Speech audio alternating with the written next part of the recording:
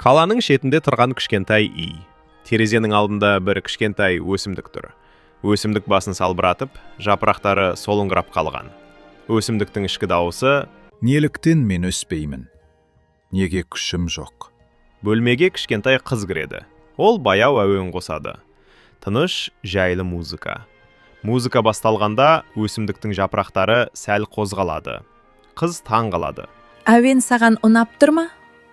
Қыз күн сайын түрлі әуендер қояды. Классика, табиғат дыбыстары, жайлы мелодиялар. Музыка әр басталған сайын өсімдіктің жапырақтары жайлап жайқалып, жарыққа ұмтыла бастайды. Бірнеше күн өткен соң өсімдік жасылданып бүршік ашады. Музыкамен бірге ырғаққа елітіп, кішкентай би билегендей тербеледі.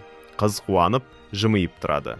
Музыка сенің жүрегіңнің қуаты екен. Гүлдің дауысы сыбырлап шығады. Әуен менің жанарым, өмірім.